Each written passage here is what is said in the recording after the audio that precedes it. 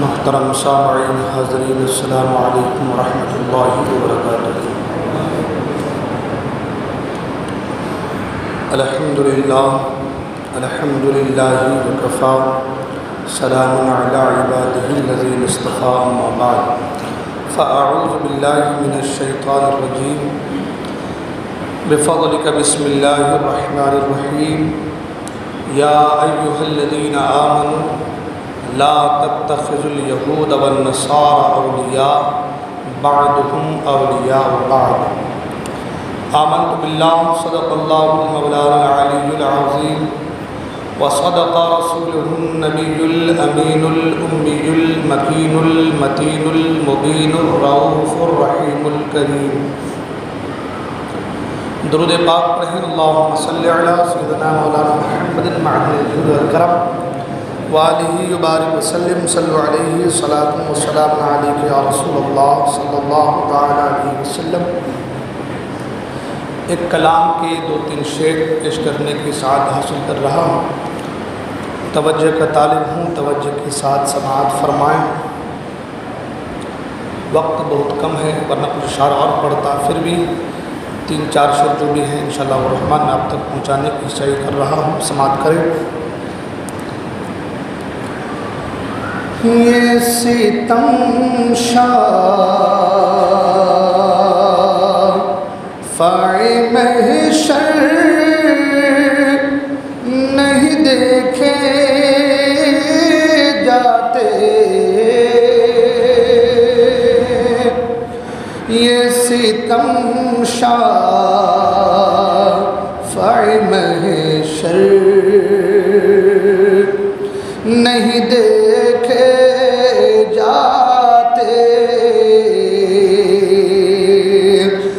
یہ ستم شافع محشر نہیں دیکھے جاتے، یہ ستم شافع محشر نہیں دیکھے جاتے، اہل حق ہو، اہل حق ہو گئے بے گھر نہیں دیکھے جاتے، اہل حق ہو گئے بے گھر نہیں دیکھے جاتے۔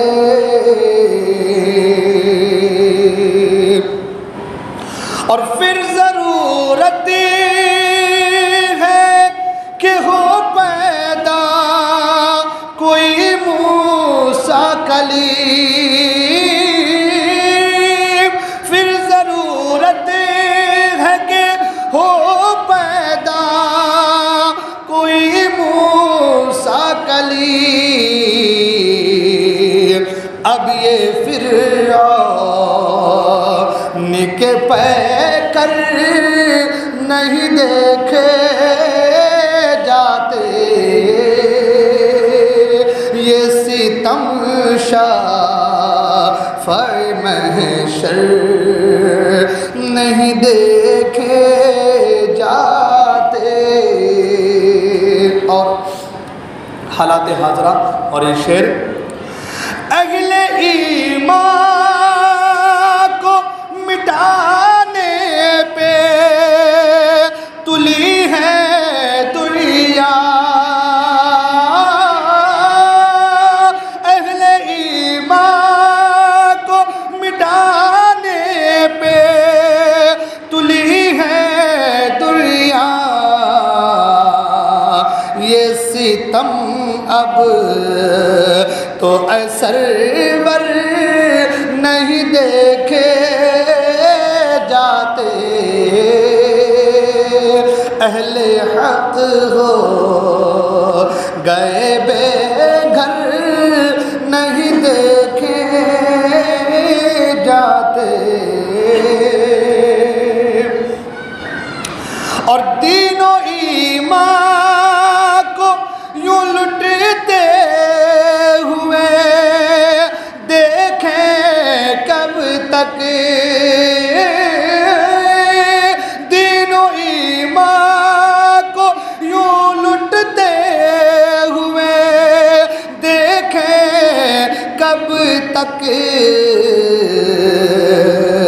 اب تباہی کہ یہ منظر نہیں دیکھے جاتے اب تباہی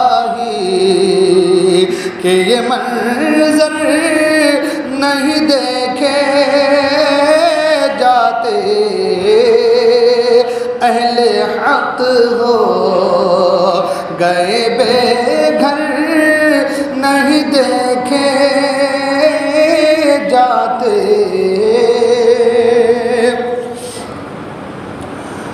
اور بزم عالم میں شب و روز یہ خونی منظر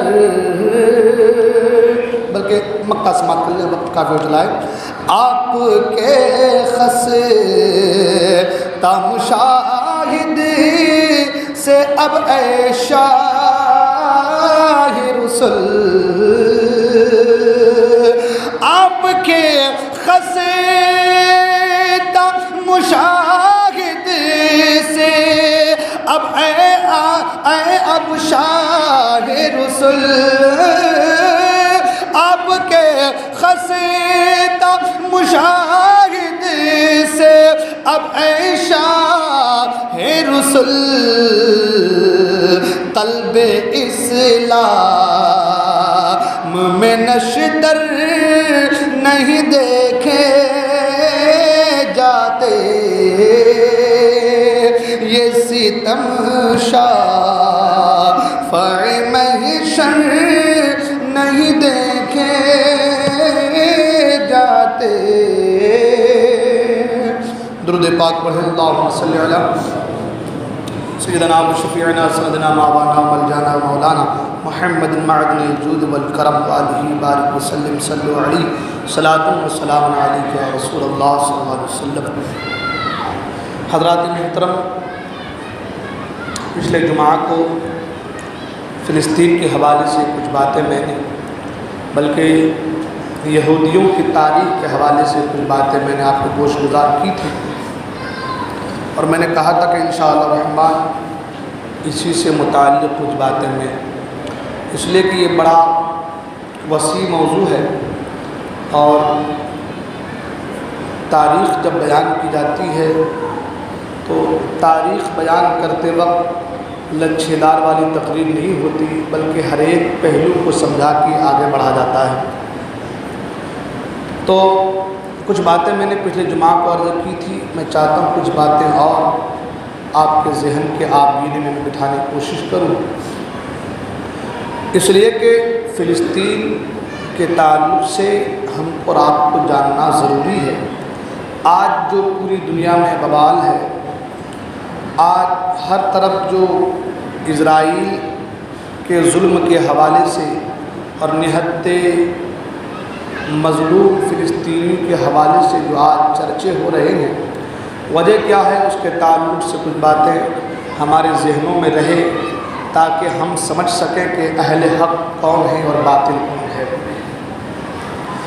آپ بیت المقدس کے حوالے سے فلسطین کے حوالے سے آپ نے فضیلت بیت المقدس کے حوالے سے پچھلے جمعہ کو سنا رسول اللہ صلی اللہ تعالی علیہ وسلم خود فرماتی ہیں کہ میں نے خود کو مسجد اقصی میں انبیاء کی ایک جماعت میں دیکھا حضور اپنے تعلق سے فرماتے ہیں کہ میں نے اپنے آپ کو مسجد اقصی میں انبیاء کی ایک جماعت میں دیکھا پتہ یہ چلا کہ انبیاء کا مسکن بیت المقدس ہے ہاں پھر وہاں پر نماز پڑھنے کی فضیلت وہاں سے عمرہ کرنے کی فضیلت جو کہ آپ پچھلے جمعہ کو سن چکے ہیں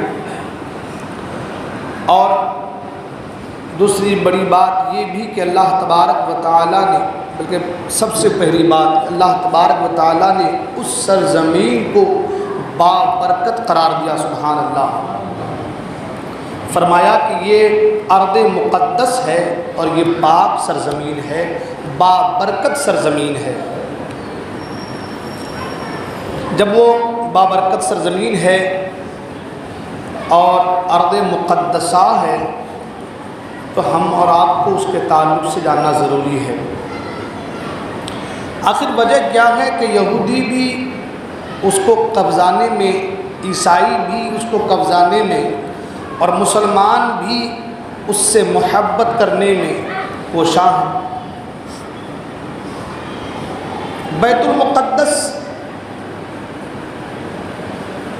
کی عظمت کا اندازہ اس بات سے لگایا جا سکتا ہے کہ اللہ کے رسول نے فرمایا، اللہ کے رسول سے پوچھا گیا کہ یا رسول اللہ صلی اللہ علیہ وسلم دنیا میں سب سے پہلے کون سی مسجد بنی؟ تو اللہ کے رسول نے فرمایا کہ مسجد حرام یعنی خانہ کعبہ۔ پھر دوسرے نمبر پر اللہ کے رسول نے فرمایا کہ مسجد اقصی یعنی بیت المقدس۔ تو اس سے پتہ یہ چلا کہ فرشتوں نے اس مسجد کی جگہ کو جس طریقے سے خانہ کعبہ کا ڈیزائن بنا ہوا تھا، اسی طریقے سے مسجد اقصی کا بھی ڈیزائن بنا رکھا تھا۔ کیونکہ سرکار نے پوچھا کہ یا رسول اللہ کہ یہ مسجد اقصی کب بنی، اس کی بنیاد کب؟ تو اللہ کے رسول نے فرمایا کہ مسجد حرام سے 40 سال کے بعد مسجد اقصی کی بنیاد ڈلی گئی ہے نا۔ مسجد اقصی یعنی بیت المقدس جو فلسطین کے ایک شہر جس کا نام یروشلم ہے وہاں پر آباد ہے۔ یہ فلسطین ایک ایسا ملک ہے، ایک ایسی جگہ ہے جہاں پر بہت زیادہ خوریزیاں ہوئی ہیں، بہت زیادہ خوریزیاں ہوئی ہیں۔ کبھی یہاں پر عیسائی مسلط ہوئے، کبھی یہودی مسلط ہوئے، کبھی عیسائی مسلط ہوئے، کبھی یہودی مسلط ہوئے۔ الغرض یہ کہ عیسائیوں نے یہودیوں کو یہاں قتل عام کی بھی کیا ہے۔ حضرت داؤد علیہ السلام جو کہ حضرت سلیمان علیہ السلام کے والد تھے، ہے نا، حضرت داؤد علیہ السلام وہ جو تابوت سکینہ تھا جس کا ذکر قرآن میں موجود ہے، جس میں حضرت یوسف علیہ السلام کے کپڑے، موسیٰ علیہ السلام کا ایسا دیگر تبرکات وغیرہ جو اس صندوق میں، اس باکس میں تھا، وہ حضرت داؤد علیہ السلام کے پاس تھا۔ تو حضرت داؤد علیہ السلام اس باکس کو کہیں پر چھپانے کے لیے، یعنی کہ اس کے ساتھ کوئی بے ادبی، کوئی چھیڑ چھاڑ نہ ہو، اس کو رکھنے کے لیے حضرت داؤد علیہ السلام ایک گھر بنانا چاہتے تھے۔ حالانکہ یوں تو اس سے پہلے ہے کہ یعقوب علیہ السلام نے اس جگہ پہ ایک چھوٹا سا پتھر رکھا تھا جس سے مذبح خانہ کہا گیا تھا کہ یہاں پر وہ ذبح وغیرہ کرتے تھے۔ وہ اتنی دور کی بات نہیں، حضرت داؤد علیہ السلام سے، تاکہ ہم سمجھیں کہ بھائی آخر یہ جو بیت المقدس ہے اس میں ہمارا یوگدان کیا ہے نا۔ اور آج جو یہ یہودی ظلم کر رہے ہیں تو اس جگہ پر اس کا کیا ہے، اور جو لوگ ظلم سہ رہے ہیں وہاں پر ان کا کیا حق ہے۔ یہ تمام تر چیزوں کو آج مختصر سے وقت میں سمجھنے کی کوشش کریں گے انشاءاللہ۔ تو وہ ایک گھر بنانا چاہتے تھے، ایک مسجد کہہ لیں کہ ایک جو ہے گھر بنانا چاہتے، اور گھر کہاں بن رہا تھا؟ جہاں پر حضرت موسیٰ علیہ السلام عبادت کرتے تھے۔ مگر ان کو یہ بتایا گیا تھا کہ یہ کام آپ کے بیٹے حضرت سلیمان علیہ السلام سے لیا جائے گا۔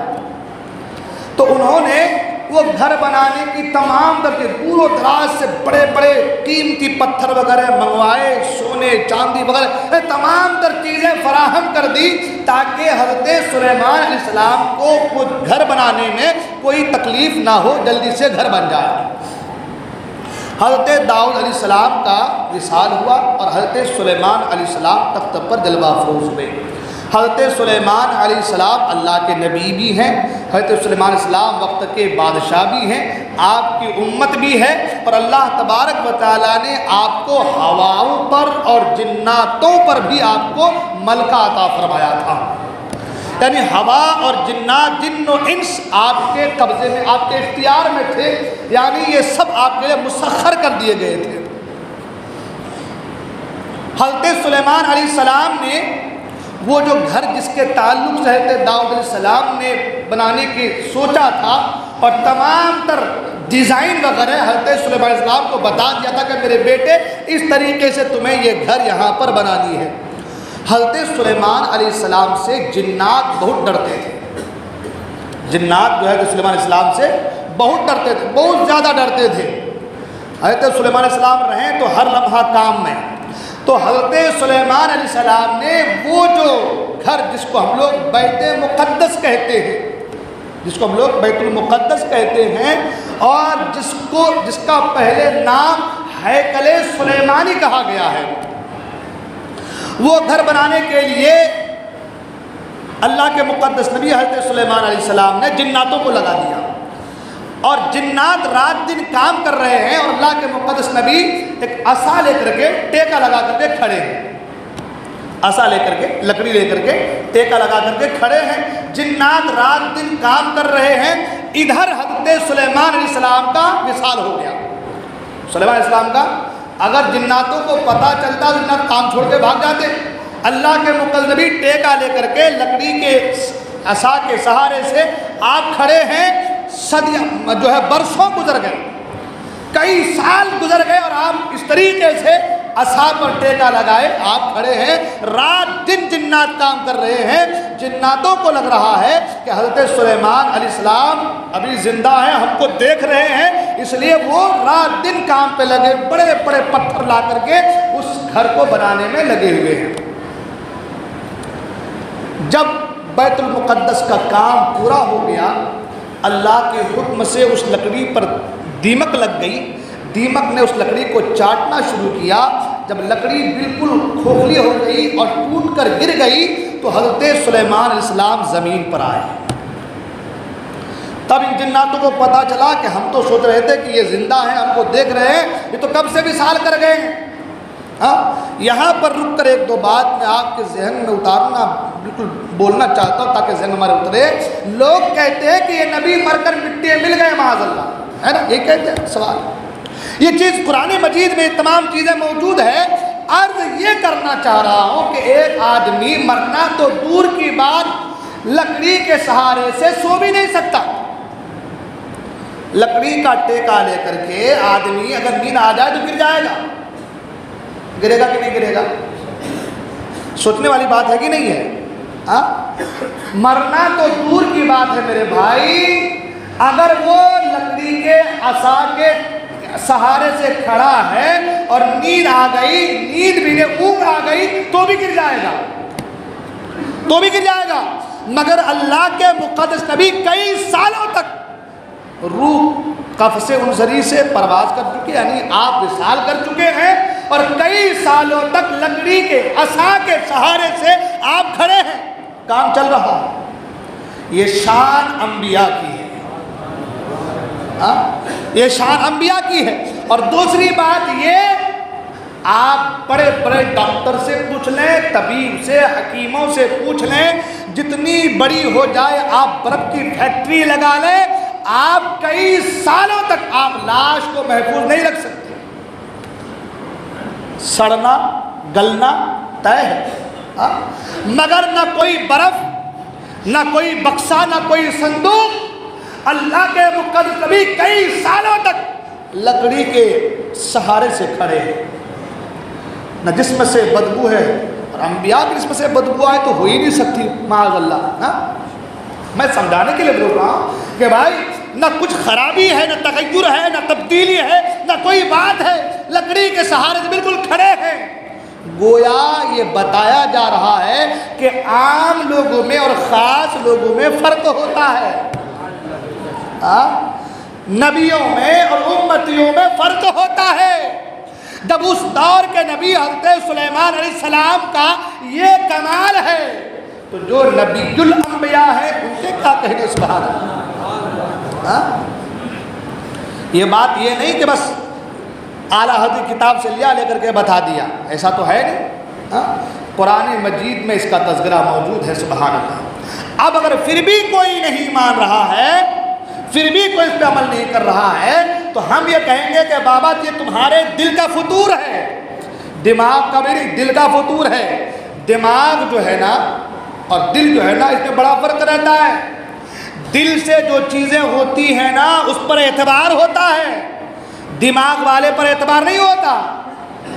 زبان سے آدمی نیت کر رہا ہے کچھ لیکن دل میں نیت کچھ ہے نا، زبان سے کچھ اور نکل گیا لیکن دل میں کچھ اور ہے، تو مانی کون سی نیت جائے گی؟ جو دل والی ہے، وہی مانی جائے گی نا. تو ان کے دل خراب ہیں، ان کے دل جو ہے وہ خراب ہیں.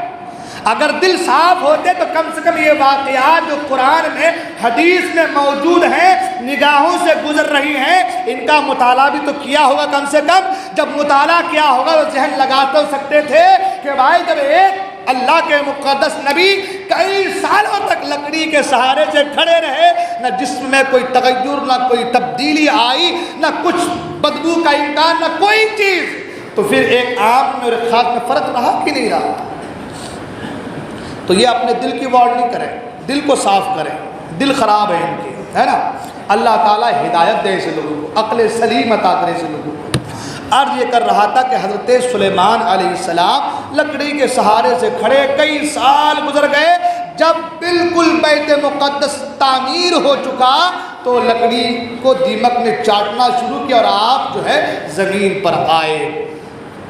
جہاں حضرت سلیمان السلام کا تخت لگتا تھا اس تخت کے نیچے آپ نے وہ یہودیوں کے جادوؤں کی تمام تر کتابیں اس کو وہاں پر دفن کر دیا. اس کو وہاں پر یہودی لوگ جو ہے نا یہ جادو میں بڑے مشہور تھے. وہ سامری جادوگر جس کا قرآن میں بھی 16 پارہ میں ذکر ہے، سورہ طٰہٰ میں. سامری جادوگر حضرت موسیٰ علیہ السلام کے دور میں جو بڑا خطرناک جادوگر تھا، جس نے حضرت جبرائیل امین کو جاتے ہوئے دیکھا تھا تو آپ کے سواری کے کھر کے نیچے کی مٹی کو نکال کر سونے کا ایک گائے بنا کے اس کے منہ میں ڈال دیا تھا تو گائے بولنے لگی تھی، جس کی پوجا آج لوگ کرتے ہیں. جس کی پوجا آج لوگ کرتے ہیں نا، یہ کام کس نے کیا؟ اس سامری جادوگر نے کیا تھا. تو یہ جادو میں بڑے مشہور تھے، جیسا کہ آپ حضرت موسیٰ علیہ السلام کے واقعات میں سن چکے ہیں. رسیوں کو پھینکا تو سانپ بن گیا، ہے نا. حضرت موسیٰ علیہ السلام نے اپنا عصا ڈالا تو تمام تر سانپ کو نگلنا شروع کر دیا. اب ادھر بات لمبی ہو جائے گی. عرض یہ کر رہا تھا کہ حضرت سلیمان علیہ السلام نے وہ تمام تر ان کی کتابوں کو، جادو کی کتابوں کو وہاں پر دفن کر دیا اور کہا خبردار یہ جادو ٹونا، یہ چھو منتر چیزیں نہیں چلیں گی، یہ سب بیکار تھی، بکواس تھی، گناہ کا کام ہے. وہ تمام تر چیزوں کو وہاں پر آپ نے دفن کر دیا. حضرت سیدنا سلیمان علی نبینا علیہ الصلوۃ والتسلیم کے بعد اب حال یہ کہ بیت المقدس تو تعمیر ہو چکا. اب یہودی لوگ اس کو متبرک مانتے ہیں کیونکہ وہ حضرت سلیمان علیہ السلام کو بھی مانتے ہیں. یعقوب علیہ السلام کی اولاد میں سے تو یعقوب علیہ السلام کو بھی مانتے ہیں، تو اس کو وہ لوگ متبرک سمجھنے لگے. ایک بادشاہ گزرا جس کا نام بخت نصر ہے، وہ آیا اور پھر سب کچھ کھنڈرات میں تبدیل، سب توڑ تاڑ کے پھینک دیا. ایک دیوار کو رہنے دیا جس دیوار کو آج کہتے ہیں دیوار گریا، جہاں پر یہودی لوگ جا کے روتے ہیں. گریا مطلب رونا، جہاں پہ جا کر کے روتے ہیں اس دیوار کا نام ہے دیوار گریا. جا کے یہ لوگ یہودی لوگ وہاں پر روتے ہیں. میں نے کہا کہ فلسطین کی جو تاریخ ہے یہ بڑی الٹ پلٹ تاریخ ہے. کبھی یہودیوں کا غلبہ، کبھی عیسائیوں کا غلبہ، کبھی یہودیوں کا غلبہ، کبھی عیسائیوں کا غلبہ. ایک اور بادشاہ روم سے غالباً آیا تھا کہ جس نے پورے یہودیوں کا قتل عام کیا تھا اور بیت المقدس پر وہ ہیکل سلیمان کو کہا کہ اس پہ آگ لگا دی گئی تھی اور تمام تر چیزوں کو جلا کر راکھ کر دیا گیا تھا. القصہ مختصر یہ کہ کبھی یہودی، کبھی عیسائی، کبھی یہودی، کبھی عیسائی، اس طریقے سے فلسطین پر وہ لوگ آباد ہوتے رہے. حضور اکرم صلی اللہ تعالی علیہ وسلم کا ظہور ہوا. سبحان اللہ. سرکار تشریف لائے اور سرکار کے دنیا سے ظاہری پردہ کرنے کے بعد حضرت ابو بکر صدیق کا دور گزرا. ابو بکر صدیق کے بعد حضرت عمر فاروق اعظم رضی اللہ تعالیٰ عنہ کا زمانہ آیا. حضرت فاروق اعظم رضی اللہ تعالیٰ عنہ فتوحات کا سلسلہ شروع ہوا تو آپ نے ایک چھوٹے سے لشکر کو، جس لشکر میں حضرت ابو عبیدہ بن الجراح رضی اللہ تعالیٰ عنہ شامل تھے، اس لشکر کو آپ نے یروشلم بھیجا، یعنی بیت المقدس فلسطین کی سرزمین پر آپ نے بھیجا۔ اب وہ عیسائی جانتے تھے کہ مسلمانوں کا بھی کیا غلغلہ ہے، کیا بھی شورا ہے، جہاں جاتے ہیں، اور خاص کر کے حضرت عمر فاروق اعظم کا نام جب کوئی سن لیتا تھا تو کانپنے لگتا تھا کہ بھائی وہ بڑے زبردست بادشاہ ہیں، وقت کے بڑے عظیم حکمراں ہیں۔ تو جب یہ ایک چھوٹا سا لشکر وہاں پہنچا، حضرت ابو عبیدہ بن الجراح رضی اللہ تعالیٰ عنہ لشکر میں شامل جب یہ پہنچا تو انہوں نے کہا کہ ہم اپنے آپ کو سلنڈر کرتے ہیں، ہم جنگ نہیں کریں گے مگر اس شرط پر کہ یہ بیت المقدس کی چابی ہم تمہارے ہاتھ میں نہیں دیں گے، بلکہ ہم یہ چابی مسلمانوں کے خلیفہ امیر المومنین حضرت عمر فاروق اعظم کو دیں گے۔ اب صحابہ نے خط لکھا ہے عمر فاروق اعظم کو کہ آپ تشریف لائیں۔ حضرت عمر فاروق اعظم رضی اللہ عنہ مدینے میں تھے اور آپ ایک غلام کو لے کر کے ایک کھچر کے ساتھ آپ مدینہ منورہ سے بیت المقدس کے لیے روانہ ہو رہے ہیں۔ اللہ اکبر! وقت کا اتنا بڑا بادشاہ، وقت کا اتنا بڑا خلیفہ، اتنا بڑا بادشاہ کہ جس سے قیصر و کسریٰ کانپتا تھا، وہ جا رہے ہیں بیت المقدس میں، وہ بیت المقدس کہ جہاں سے حضور معراج میں تشریف لے گئے، سبحان اللہ، وہ بیت المقدس جہاں پہ حضور انبیاء کی امامت کر چکے ہیں، اس جگہ پہ جا رہے ہیں۔ تو بادشاہ کا کام تو یہ ہونا چاہیے تھا بڑے کر و فر کے ساتھ، بڑے شاہانہ انداز کے ساتھ وہاں جاتے، مگر حضرت عمر فاروق اعظم جا رہے ہیں، ایک غلام کو لیے ہیں، ایک کھچر ساتھ میں ہے، اور دونوں میں بات یہ ہو رہی ہے کہ تھوڑی دور میں کھچر پر سوار ہوں گا، تم نکیل پکڑ کے چلنا، کچھ دیر کے بعد تم سوار ہو جانا اور میں نکیل پکڑ کے چلوں گا۔ سبحان اللہ! یہ اسلام ہے جو عدل اور انصاف کی تعلیم دیتا نظر آتا ہے۔ سبحان اللہ! یہ اسلام ہے جو بتا رہا ہے کہ آپس میں ایک دوسرے کس طریقے سے شیر و شکر ہو کر کے رہنا چاہیے۔ یہ اسلام ہے جو بتا رہا ہے ایک ہی صف میں کھڑے ہو گئے محمود و ایاز، نہ کوئی بندہ رہا نہ کوئی بندہ نواز۔ اب حال یہ حضرت عمر فاروق اعظم رضی اللہ عنہ چل رہے ہیں، کبھی غلام سواری پر سوار ہے، عمر فاروق اعظم نکیل پکڑ کے چل رہے ہیں، اور کبھی جو ہے آپ سوار ہیں اور غلام نکیل پکڑ کر چل رہا ہے۔ چلتے چلتے جب یروشلم کے فلسطین کے قریب پہنچتے ہیں، اب حال یہ جب وہاں پر پہنچے تو عالم یہ کہ اس وقت سواری پر سوار ہونے کی باری غلام کی تھی۔ غلام کہتا کہ حضور آپ امیر المومنین ہیں، آپ خلیفہ ہیں، آپ وقت کے بادشاہ ہیں، میں غلام ہوں، میں سواری پر سوار رہوں اور آپ نکیل پکڑ کر چلیں، دنیا کیا کہے گی؟ حضور آپ جو ہے سوار ہو جائیے، میں نکیل پکڑ کر چلتا ہوں، میں اپنی باری کو آپ کو دے دیتا ہوں۔ عمر فاروق اعظم کہتے نہیں، جو تم سے معاہدہ ہوا ہے اسی کے ساتھ کام کیا جائے گا۔ اللہ اکبر! غلام سواری پر سوار ہے، وقت کا بادشاہ نکیل پکڑ کر چل رہا ہے۔ ادھر فلسطین کے لوگوں نے کہا کہ آج مسلمانوں کا خلیفہ آ رہا ہے، امیر المومنین عمر فاروق اعظم آ رہے ہیں، سب لوگ استقبال کے لیے آ رہے ہیں، سب لوگ استقبال کے لیے آ رہے ہیں۔ اور جب قریب پہنچے تو سمجھے کہ جو نکیل پکڑ کر چل رہا ہے وہ غلام ہے، جو سواری پر سوار ہے وہ آقا ہے، وہ بادشاہ ہوگا۔ سب لوگ جو ہے عمر فاروق اعظم کو چھوڑ کر کے غلام کے قریب جاتے ہیں اور مرحبا کی صدائیں بلند کرتے ہیں، حضور تشریف لائیے، تشریف لائیے۔ اللہ کے رسول صلی اللہ علیہ وسلم کے یہ جانثار جو اونٹ کی خچر کی نکیل پکڑ کر کے، اللہ کے مقدس نبی کا یہ غلام جو اونٹ کی خچر کی نکیل پکڑ کر کے جو فلسطین کی سرزمین پر قدم رکھ رہا ہے، ان کے جو چاہنے والے ہیں دوسرے صحابہ کہتے ہیں، اے لوگوں تم کیا کر رہے ہو؟ جو سواری پر سوار ہے وہ آقا نہیں ہے، جو نکیل پکڑ کر چل رہا ہے یہ آقا ہے، یہ امیر المومنین عمر فاروق اعظم ہے۔ اللہ اکبر!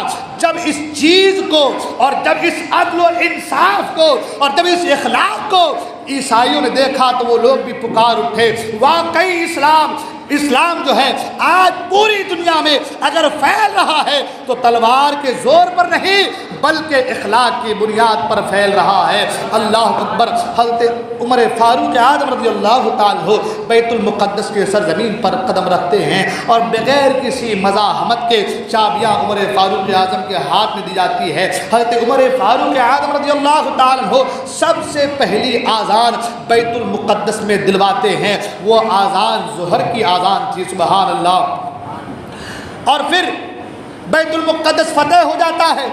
400 سال تک حکومت رہتی ہے، کام چلتا رہتا ہے۔ عمر فاروق اعظم نے کہا تھا، وہاں پر ایک یہ عیسائیوں کا گرجا بھی تھا، آپ نے اس کو بھی توڑنے سے منع کر دیا۔ جو وہ عبادت کر رہے ہیں کرتے رہیں، کوئی بات نہیں۔ یہ عدل و انصاف، جب کوئی کسی جگہ کا حاکم ہوتا ہے، حکمراں ہوتا ہے، تو رعایا پر ایک جیسی نگاہ، ایک جیسی بات ہونی چاہیے۔ اللہ اکبر۔ عمر فاروق اعظم نے کہا وہ جو کر رہے ہیں کرنے دو۔ کیوں؟ عمر فاروق اعظم کو یہ بھی پتا تھا کہ مسلمان آباد رہیں گے، مسلمانوں کے اخلاق و کردار کو دیکھ کر کے لوگ خود بخود کلمہ پڑھنے پر مجبور ہو جائیں گے۔ اللہ اکبر۔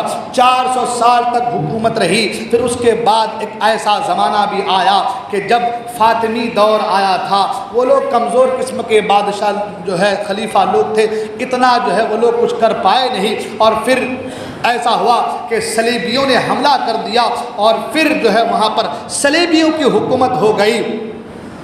تقریباً 78 سال تک 78 ایئرس 78 سال تک ان کی حکومت رہی، اور اتنے ہر جگہ پر مسلمانوں کا غلغلہ، ہر جگہ پر خلیفہ، مگر کسی کے اندر یہ جرت نہیں کہ وہ ان سے جنگ کریں۔ بس ایک نوجوان جو کردستان کا رہنے والا تھا، جو نور الدین زنگی کا سپہ سالار تھا، جن کا نام روئے زمین پر آج بھی لوگ سلطان صلاح الدین ایوبی کے نام سے جانتے ہیں، وہ کردستان کا شہزادہ اٹھا اور بار بار سنتا تھا کہ عالم یہ ہے کہ بیت المقدس پر نماز نہیں ہو پا رہی ہے، خطبہ نہیں ہو رہا ہے، اذان نہیں ہو رہی ہے، تو وہ کردستان کا شہزادہ اٹھا اور لکڑی کا ایک ممبر بنایا، اور ممبر بنانے کے بعد کہا کہ جب تک میں اس ممبر کو بیت المقدس پر رکھ کر کے اس پر خطبہ نہ دے لوں، میں چین سے نہیں بیٹھوں گا۔ اللہ پر تاریخ یہ بتاتی ہے کہ سلطان صلاح الدین ایوبی رحمۃ اللہ تعالیٰ علیہ، اللہ تعالیٰ ان کی قبر میں رحمت و انوار کی بارشیں نازل فرمائے۔ سلطان صلاح الدین ایوبی رحمۃ اللہ تعالیٰ علیہ جنگ کے تیار ہوئے، تقریباً جو ہے 18 سال آپ کو لگ گئے بیت المقدس کو فتح کرانے میں۔ آپ نے جو نقشہ بنایا تھا اس نقشے کے اعتبار سے تو 2 سے 4 سال کے اندر بیت المقدس فتح ہو جاتا، مگر جانتے ہیں نا ہمارے مسلمانوں میں ایک چیز بڑی خراب ہے، بڑی خراب ہے، وہ یہ اگر کوئی آگے بڑھ رہا ہے اس کو پیچھے کیسے کھینچا جائے۔ یہ چیز ہماری قوم میں بہت ہے۔ ہمارا بھائی ترقی کر رہا ہے تو کیوں ترقی کر رہا ہے؟ اگر میں تنزلی کا شکار ہوں تو وہ بھی ترقی نہ کرے، جتنے پیسے ہو لگا دوں گا، مگر اس کو اوپر سے نیچے گرنا چاہیے، گرانا چاہیے۔ یہ ہماری قوم میں بڑی بیکار بات ہے جو ہماری قوم میں پائی جاتی ہے۔ سلطان صلاح الدین ایوبی 2 سے 4 سال کے اندر جو آپ نے اپنا میپ نقشہ بنایا تھا، اس نقشے کے اعتبار سے 2 سے 4 سال کے اندر آپ بیت المقدس کو فتح کر لیتے، مگر بیچ بیچ میں یہ چھوٹا سا رعایا، وہ چھوٹا سا رعایا، وہ فلاں نواب صاحب، وہ فلاں کے امیر صاحب، وہ فلاں فلاں، انہوں نے بغاوت شروع کر دی۔ کوئی کس نے کہا کیا ضرورت ہے آگے بڑھنے کی، کیا ضرورت ہے، یہ دھیرے دھیرے تو حضرت سلطان صلاح الدین ایوبی رحمۃ اللہ تعالیٰ علیہ پہلے ان سے نپٹنے لگے۔ ان سے نپٹتے نپٹتے نپٹتے نپٹتے 18 سال لگ گئے آپ کو بیت المقدس پہنچنے میں۔ ہاں، جو 2-4 سال میں فتح کرنا چاہتے تھے وہ کئی سال لگ گئے، اور بیت المقدس جب آپ پہنچے تو آپ نے 17 جنگیں لڑی ہیں، 17 جنگیں لڑی ہیں، تب جا کر کے بیت المقدس فتح ہوا ہے، سبحان اللہ۔ اور بیت المقدس جب فتح ہوا، سلطان صلاح الدین ایوبی نے وہاں پر اسی ممبر کو لگایا، اور اس ممبر پر کھڑے ہو کر کے آپ نے تاریخی خطاب خطبہ دیا، سبحان اللہ۔ بیت المقدس فتح ہوا، خود یہ بات عیسائی کہیں گے۔ آج عیسائی ممالک خاموش ہے نا، مسلمانوں پر ظلم ہو رہا ہے، عیسائی ممالک خاموش ہے، وجہ کیا ہے؟ یہ بول کیوں نہیں پا رہے؟ اگر یہ کہے کہ مسلمانوں نے ہم کو مارا ہے، ستایا ہے، تو یہ بول سکتے تھے، مگر بول نہیں پا رہے۔ کیوں؟ وہ خود کہتے ہیں کہ ہم نے اپنی زندگی میں سلطان صلاح الدین ایوبی جیسا نڈر بہادر اور رحم دل کوئی خلیفہ، کوئی جو ہے بادشاہ نہیں دیکھا۔ آپ نے کئی لاکھوں کو ایسے معاف فرما دیا، جاؤ معافی ہے، جاؤ معافی ہے، جاؤ معافی ہے، کئی لاکھ لوگوں کو معاف فرما دیا۔ اللہ، وہ سلطان صلاح الدین ایوبی، جب آپ کا آخری وقت ہے، آپ بیمار پڑ گئے، آخری وقت ہے تو آپ رونے لگے، آپ رونے لگے۔ کسی نے پوچھا کہ حضور کیوں رو رہے ہیں؟ تو آپ نے فرمایا میں اس لیے رو رہا ہوں کہ بیت المقدس تو فتح کر دیا مگر میرا حج نہیں ہو پایا ہے، میرا حج، مطلب میرے پاس اتنے پیسے نہیں ہیں کہ میں حج کرنے کے لیے جاؤں۔ اللہ، وقت کا بادشاہ ہے جس نے اسلام کا جھنڈا بیت المقدس میں شہیدی طاقت میں گاڑ کر رکھا ہے، جنہوں نے نصرانیوں کے ناک میں دم کر رکھا ہے، وقت کا اتنا بڑا جرنیل، اتنا بڑا بادشاہ، مگر اتنے پیسے نہیں کہ حج کو جائے۔ ہاں، آج تک جو فتح کسی چیز، کسی شہر کو یا کسی ملک کو جو فتح کرتا ہے، دھن دولت سب اس کے، جتنا چاہے محل بنا لے، جتنے چاہے بنگلے بنا لے، جتنے چاہے پراپرٹی جمع کر لے، مگر یہ مسلمانوں کا خلیفہ، مسلمانوں کا امیر، مسلمانوں کا جرنیل، یہ مسلمانوں کا وہ پاک دامن بادشاہ کہ جو اپنے گھر کو یا اپنے آپ کو پیسوں کے بلبوتے پر کھڑا نہیں کیا بلکہ اسلام کے لیے اپنے آپ کو ہر لمحہ ہمیشہ تیار رکھا۔ سلطان صلاح الدین ایوبی نے بیت المقدس کو فتح کیا، 800 سال تک مسلمانوں کا بیت المقدس پر قبضہ رہا۔ 800 سال کے بعد پھر ایک دور ایسا آیا جو خلافت عثمانیہ جس کو کہتے ہیں، ترکی کی خلافت جب وہ ختم ہوئی تو 1981 میں پھر ہر طرف سے حملے ہوئے، جس کو فرسٹ ورلڈ وار بھی کہا گیا، جب جرمنی نے، اور جب ہٹلر کا دور تھا کہ جب یہودیوں کو مار مار کر یہودیوں کی حالت خراب کر دی تھی، ہاں، اس وقت ایسا عالم ہوا کہ اب یہ یہودی کہیں کے نہیں رہے، ہر طرف سے مارے جا رہے ہیں، بھگائے جا رہے ہیں، کیونکہ یہ بہت شریر قوم ہے۔ اللہ تعالیٰ نے قرآن مجید میں فرمایا یا ایھا الذین آمنوا لا تتخذوا اليہود والنصارى اولیاء بعضهم اولیاء بعض، اے ایمان والو یہود و نصارہ کو اپنا دوست نہ بناؤ، یہ آپس میں ایک دوسرے کے دوست ہیں۔ یہ قرآن کہہ رہا ہے بعضهم اولیاء بعض، یہ آپس میں ایک دوسرے کے دوست ہیں، ان کو اپنا دوست، اپنا رازدار نہ بناؤ۔ آج ہمارے یہاں ہو رہا ہے، آج ہمارے یہاں وہ راکھی کا تیوہار تو راکھی باندھی جا رہی ہے، ہاں، ہولی کا تیوہار تو ہولی کھیلی جا رہی ہے، وہ پٹاخے کو کیا بولتے ہیں، اس کو جو پھوٹتے ہیں کیا، دیوالی، ہاں، دیوالی کی تیوہار تو دیوالی منائی جا رہی ہے۔ ہو رہا ہے کہ نہیں ہو رہا ہے؟ ہاں، وہ کہتے ہیں بھائی کرنا پڑتا ہے، کچھ لوگ کہتے ہیں کرنا پڑتا ہے، اور کچھ لوگ خوشی سے کرتے ہیں، بچوں کو لا کر کے دیتے ہیں، تھوڑی کھلڑی جو ہے لگا لو آگ، پوچھے بھائی کیوں ایسا کہ بچے لوگ ہیں، ہاں، بچے لوگ ہیں، ان کو کیا سمجھ میں آتا ہے، بچے لوگ ہیں، تاریخ دیکھنی ہے تو فلسطین کے دیکھو، ماں جب اپنے بچے کو نماز کے لیے بھیجتی ہے تو کہتی کہ بیٹا تو جا رہا ہے، واپس آئے گا یا نہیں یہ ہمیں خبر نہیں ہے، یہ ہمیں خبر نہیں، پتہ نہیں ہے، مگر سوارا اس انداز جا رہا کہ بیٹا جا، نماز کو، دین اسلام کی آبرو کو سینے میں جگہ دے کے جا، ہاں، دین اسلام کی آبرو کو سینے میں جگہ دے کے جا۔ یہ جو بار بار 70-75 سال سے حملے ہو رہے ہیں، میں نے تاریخ روک دی ابھی آگے کی، انشاءاللہ پھر کبھی زندگی وفا کی تو میں آگے کی تاریخ بیان کروں گا، وہ جرمنی کے حوالے سے جس کو ہٹلر نے یہودیوں کو مارا، جس کو ہولوکاسٹ کہا گیا ہے، ہاں، وہ بعد میں انشاءاللہ زندگی وفا کی تو بتاؤں گا۔ عرض یہ کر رہا تھا کہ یہ 4000 لوگ آئے تھے یہودی، کتنے لوگ؟ 4000 لوگ۔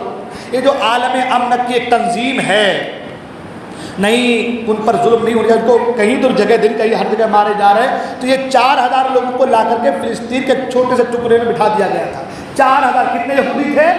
4000، جو آج لاکھوں میں ہے وہ 4000 تھے صرف، جن کو رحم کر کے بٹھا دیا گیا تھا۔ قرآن نے یہ کہا نا ان کو دوست نہ بناؤ، یہ آپس میں دوست ہیں۔ وہ جو رحم کیا گیا تھا، عالم امن کی کمیٹی نے بٹھایا تھا 4000 کو، آج اسی 4000 نے 57 ممالک کے ناکوں میں دم کر کے رکھا ہے۔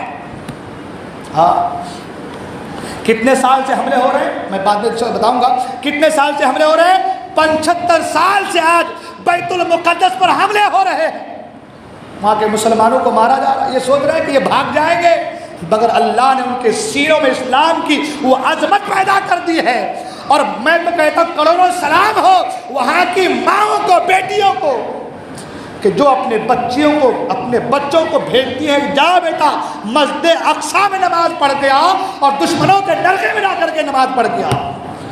آپ دیکھتے ہیں چھوٹی چھوٹی بچی، چھوٹے چھوٹے بچے 8 سال کے، ہر مسجد اقصی کے ہر گیٹ پر وہ بالکل آلات حرب سے لیس، چاقو، تلوار، تیر، بندوق لے کر کھڑے ہیں، مگر 8 سال کا بچہ جاتا ہے، بندوق کی ڈالی کو گھما کے باہر کرتا ہے، اقصی کی سرزمین پر جاتا ہے اور نماز پڑھ کے واپس آتا ہے۔ یہ اس کی ہمت، یہ ان بچوں کی ہمت ہے، جوابردی ہے کہ بچپن ہی سے ان کی گھٹی میں ماں باپ یہ ڈال دیتے ہیں، بیٹا اگر دل میں خوف رکھنا تو صرف اللہ کا رکھنا، دنیا والوں کا نہ رکھنا۔ ہم بچوں کو اپنے پرورش کرتے ہیں، پروان چڑھاتے ہیں اپنے بڑھاپے کے سہارے کے لیے، خاندان بڑھانے کے لیے۔ کچھ تو ایسے بھی ہو گئے، میرے 4 بیٹے ہیں، ان کے 2 بیٹے ہیں، تو میرے 4 بیٹے 2 کو مار گرا دیں گے تو میری طاقت زیادہ دوسروں پر ظلم کرنے کے لیے۔ ہم اسی لیے بچوں کی آج پرورش کر رہے ہیں، میرا بچہ بڑا بنے، میرا نام ہو، میرے بچے کو عہدہ ملے، مگر وہ فلسطین کی مائیں ہیں جو اپنے بچوں کو عہدے کے لیے نہیں بلکہ دین اسلام کی حفاظت کے لیے پروان چڑھاتی ہیں۔ ان کی عظمتوں کو سلام، یہ ان کا کام ہے۔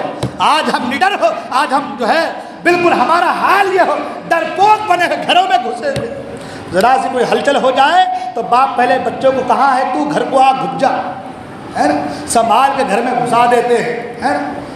واہ سبحان اللہ! اسلام یہ ہمت کی تعلیم دیتا ہے۔ اسلام یہ کہتا ہے جب دین پر آنچ آئے تو یہ نہ دیکھو کہ کون ہے، بلکہ یہ دیکھو کہ دین کی بقا کس میں ہے، دین کا تحفظ کس میں ہے۔ یہ پیغام اسلام نے دیا۔ اگر ہمارے گھر میں گھسے ہوئے رہ جاتے تو کیا اسلام اس طریقے سے پوری دنیا میں پھیلتا؟ کیا فلسطین پر مسلمانوں کا قبضہ ہوتا؟ کیا دیگر ممالک میں مسلمانوں کا قبضہ ہوتا؟ نہیں۔ اسلام لڑائی کے لیے بھی نہیں کہتا، اسلام کہتا ہے پیار کی تعلیم دو، امن کی تعلیم دو، امن سے سمجھ جائے تو کافی ہے۔ تو عرض یہ کر رہا تھا کہ وہاں کا حال آج اللہ اتنا برا ہے، میں نے جب دیکھ رہا ہوں، آپ بھی دیکھ رہے ہیں، سبھی دیکھ رہے ہیں، بچوں کے سر بالکل اڑے ہوئے، اللہ اکبر، پانی کے بوند بوند کے لیے ترس رہے ہیں، وہاں کے لوگ کھانے کے لیے ترس رہے ہیں۔ اسرائیل ظلم پہ ظلم کر رہا ہے، پوری دنیا خاموش تماشا دیکھ رہی ہے، تماشائی بنے بیٹھے، مگر وہ لوگ اللہ اکبر کفن باندھ کر کے کھڑے ہیں۔ اور حضور نے ان کے تعلق سے فرمایا، سرکار فرماتے ہیں کہ ایک جماعت میری امت کی ایک جماعت ہمیشہ بیت المقدس کے دروازے پہ کھڑی رہے گی، بیت المقدس کی حفاظت کے لیے، اسلام کے آبرو اور تحفظ کے لیے ایک جماعت کھڑی رہے گی۔ اور اس کے ارد گرد بھی آپ دیکھیں آج وہ لوگ مر رہے ہیں، کٹ رہے ہیں، پانی بند ہے، کھانا بند ہے، دب جا رہے ہیں، جسم جھلس جا رہا ہے، ماں مر رہی ہے، باپ مر رہے ہیں، بھائی مر رہا ہے، بیٹی مر رہی ہے، بہن مر رہے ہیں، مگر ان کی عظمتوں کو سلام، ان کے حوصلوں کو سلام۔ اتنا سب کچھ ہو کر کے بھی بالکل بیت المقدس کے ارد گرد سینہ چپٹ کے ہوئے کھڑے ہیں، بیت المقدس پر ہم آنچ نہیں آنے دیں گے۔ ہماری ذمہ داری کیا ہونی چاہیے؟ آج تو ہمارا حال یہ ہے، مسجد میں آنے میں ہم کو تکلیف ہوتی ہے، ہم آئے بھی تو باہر بیٹھے رہیں گے، ہم اندر جائیں گے پاک جگہ پہ تو اچھا لگے گا کیا؟ ہاں، باہر ہی رہیں گے کسی کام کاج میں، جب امام صاحب اللہ اکبر کہیں گے تو ہم بھی اللہ اکبر کہہ دیں گے، تاکہ لوگ کہہ دیں کہ بھئی نماز کو آیا تھا، نمازی میں ہمارا بھی نام شامل ہو جائے، ہے نا۔ ہمارے جو دل ہے نا، دل کے اندر جو جذبات ہیں، جو غیرت ہے، وہ ہماری غیرت مر چکی ہے، آج غیرت ہماری مجروح ہو چکی ہے۔ ہم صرف دوسروں کا نام نکالنا، دوسروں کی برائی کرنا، حسد کرنا، چغلی کرنا، ایک دوسرے کو گرانا، ایک دوسرے کو یہاں سے بھگانا، ایک دوسرے کے اوپر ظلم کرنا، دوسرے کے مال کو غصب کر لینا، بس یہی چیزوں میں آج ہم ملوث ہو گئے کہ ہماری قوم، ہم اسی چیز میں رہ گئے، ہمارا کچھ نہیں۔ اور یہی سب کرتے کرتے کرتے کرتے ہماری عمر گزر جا رہی، داڑھی سفید ہو جا رہی ہے، اور پھر ایک دن ایسا آ رہا ہے کہ کب راستے میں چلتے چلتے سر کا چکر، دل کا دورہ، کب دنیا سے چلے جاتے ہیں ہمیں احساس بھی نہیں ہوتا، اور ہم کو توبہ بھی نصیب نہیں ہو پاتی۔ کب تک ایک دوسرے کو گرانے میں ہم لگے رہیں گے؟ کب تک دوسروں کی برائی کرنے میں لگے رہیں گے؟ کب تک دوسروں کو ستانے میں لگے رہیں گے؟ کب تک چغلی کرنے میں رہیں گے؟ اب وقت ہے، اب بھی وقت ہے سدھرنے کا۔ دیکھیں ان نوجوانوں کو، ان چھوٹے چھوٹے بچوں کو، ان لوگوں کو۔ میں نے دیکھا ایک ویڈیو میں کہ ایک آدمی ڈاکٹر ہے اور ایک بچے کو جو ہے مرہم پٹی کر رہا ہے، پیچھے اس کا بچہ بھی، اس کے بچے کو بھی چوٹ لگی ہے، خون بہہ رہا ہے، اس کا بچہ رو رو کر کے باپ کو بلا رہا ہے، مگر بچے کی طرف دیکھنے کو تیار نہیں ہے۔ اللہ، کیا حوصلے ہیں ان کے، ہاں کیا کام ہے ان کا۔ اسلام ایسے ہی نہیں پھیلتا، ہاں اسلام یہ بتاتا ہے جب دین کی باری آئے تو سب کچھ چھوڑ دو، دین کے لیے کچھ کر گزرو۔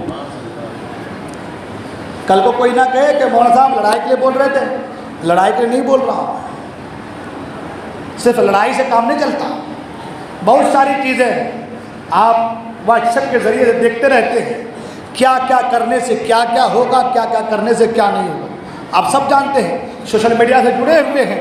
وہ کام کیجئے جو آپ کی قوم کی ہت میں، آپ کی قوم کی بھلائی میں ہو، اور سب سے پہلی چیز دنیا کا خوف دل سے نکال دیجیے، دنیا کا ڈر سے دل سے نکال دیجیے، دنیا والوں کا ڈر دل سے نکال دیجیے، اللہ کے خوف کو سینے میں جگہ دیجیے۔ سب سے امپورٹنٹ چیز، اللہ کا خوف دل میں ہوگا تو نمازیں بھی 5 وقت ہوگی، اللہ کا خوف دل میں ہوگا تو چغلی سے، حسد سے، بغض سے، زنا سے، کینہ سے، تمام تر خرافات سے آپ بچیں۔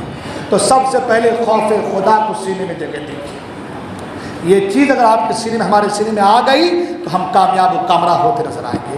بات بہت ساری کرنی تھی، وقت کافی ہو چلا ہے، بولنے میں کوئی غلطی میں توبہ کرتا ہوں۔ استغفر اللہ ربی من کل ذنب و اتوب الیہ، لا الہ الا اللہ محمد صلی اللہ علیہ وسلم۔ السلام علیکم و رحمۃ اللہ وبرکاتہ۔